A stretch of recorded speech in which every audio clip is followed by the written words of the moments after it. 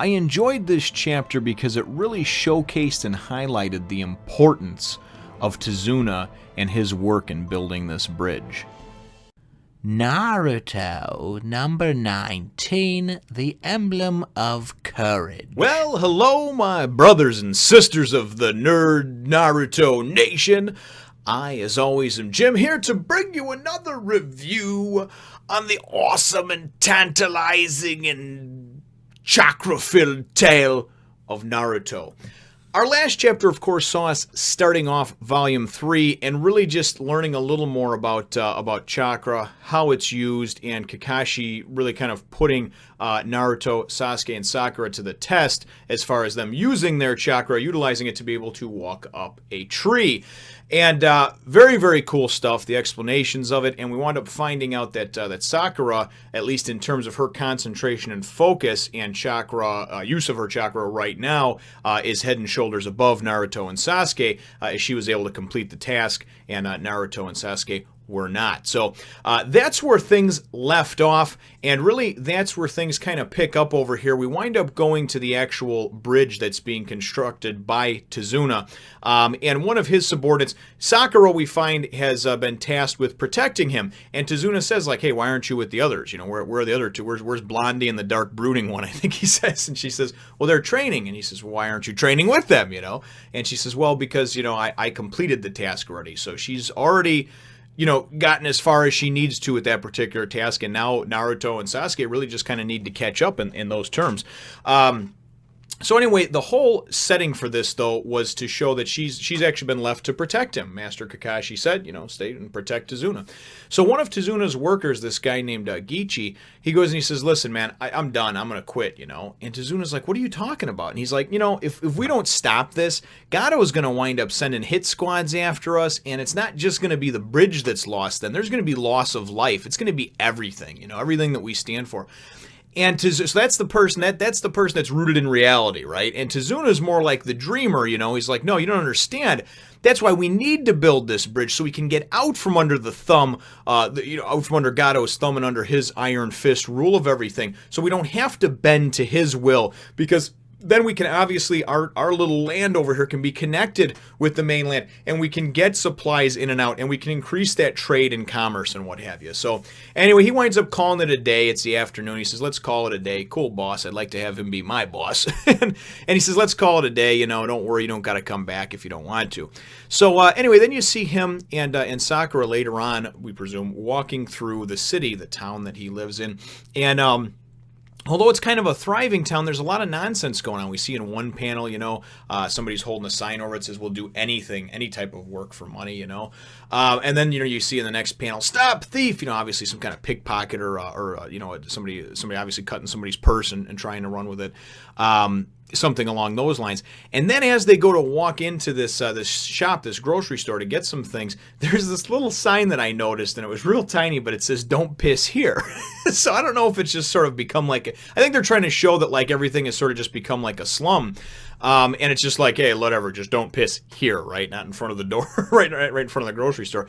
So they go in, and the shelves of the grocery store are pretty much very, very cleaned out. I mean, it really looks like something that was picked over after the apocalypse or after some kind of riot or something along those lines, some natural disaster that happened, and that's just what's left, right? And as they're walking through, Sakura winds up seeing this guy kind of eyeballing her, and then he goes to reach for her purse. She winds up going and slapping his ass down, and then she goes, pervert! And I didn't quite get the correlation of that one. I don't know if she just assumed that he was trying to go for her little 13-year-old ass or whatever, but it looked clearly like he was trying to go and grab her purse, obviously because there's a lot of poverty and things like that going on in the actual city. So it winds up being, you know, as they walk out of there, as Sakura and Tazuna walk out of there, she's this little kid that was sitting outside and like a little beggar, you know, not doing very well for himself, and he's all excited, kind of got his hands out, tugging on her because she thinks it's another pickpocket, right? And she gives him some candy and what have you, and then it kind of asks Tazuna what's going on, and he's like, that's why building the bridge is so important. Our people have become so lax and so lazy and everything. And I don't know exactly what he means by that, because from what I understand, Gado came in like a year ago and pretty much started taking over everything. And if anybody knows anything about like organized crime, gang activity, stuff like that, when they take an area and they lock it down, it's not poverty-stricken usually. Usually it's thriving, but it's thriving for whoever controls the territory. You know what I mean? The shop owners and the people are kind of getting by, but they're paying tributes and things like that for protection from the mobsters and everything else. So I'm not exactly sure, because they haven't explained it too much in depth, and I don't want to look too deeply into it, but I'm not sure exactly what Gado's reign has done, why it's made people lazy and stuff like that. I don't know if it's because he controls all the jobs now, or he controls the wages, so people are just like, fuck it, I don't want to work for what his wages are. I'm not really sure. All I know is that it's a town that looks like it's stricken with poverty, and certainly in the grips of a very, very bad recession, let's put it that way. So that's kind of the first half of the chapter, I guess the bulk of it, the meat and potatoes, you would say, or as I would say. And then we wind up getting a few pages of Naruto, and because then you go and you see it transitions real well. Sakura goes and she's just kind of like, as she's hearing this from him, she goes and she's just like, Sasuke, Naruto. And then you go and you see Sasuke and Naruto, and you see Naruto, and he's finally making it up the tree now a little bit, right? And then they got to use the kunai to make a mark to where they were, and he gets up pretty decent. Then he's actually learning to do the flip back off of it and land, and not fall on his face as he did the first time. And then he looks over and he sees Sasuke is still climbing. He's like, son of a bitch, if he still isn't better than me. And his whole goal, even in the last chapter, he's like, I gotta at least be better than Sasuke. I gotta at least get up to his point, because I can't let him show me up, So as he looks over, he's saying, oh God, Sasuke. And then Sasuke, as he's going and kind of bouncing down off the tree after he hits his highest point in the mark and whatnot, he's like, oh wow, he's catching up, right? Then you go and you see this little bit of a flashback, I guess you would say. At the end of last chapter, Naruto broke down and finally asked Sakura. Well, he asked Sakura for some help, but he doesn't usually do things like that. So it was kind of showing his progression of like, hey, I can't do it all by myself. I may need some assistance at some other point in my life. And he reaches out to Sakura. And that's how we're left hanging at the end of last chapter. So we get this flashback of what she told him, and she basically told him about centering yourself and concentrating. Don't pay attention to those outside distractions. Don't worry about how high Sasuke is in the thing, because if you're concentrating on that, you can't concentrate on using your chakra and utilizing your energy. You have to concentrate your energy to the soles of your feet, but you kind of have to feel out the tree to know how much or how little energy to use. And it's all described in a very, very nice manner that, to me, it makes me feel as if it's like real, you know what I mean? It makes me feel, I'm not gonna go run my big ass up a tree anytime soon, but it makes you feel and makes you dream and think like, God, there's like a legit explanation for this, and it's really cool how they explain it. So I definitely like that part, that part of the this series so far, how they do take time to obviously explain these things, and for me it grounds it in a little bit more, and it makes it seem a little bit more real. So anyway, so they go back and forth for a bit, and they're doing their thing, and then all of a sudden Sasuke goes, hey, Naruto. And Naruto's like, what? You're breaking my concentration, He's like, what the hell do you want? And then he's thinking, why is he even talking to me now all of a sudden, And Sasuke says, what did Sakura say to you, And Naruto's like, none of your business, bro. So I don't know if it's just that Sasuke, he wants to know what was said because there's a jealousy factor now, because it's kind of like you want one of those things that you can't have, and it's like, well, he doesn't give a shit about Sakura because she wants him, but if she's talking to Naruto now,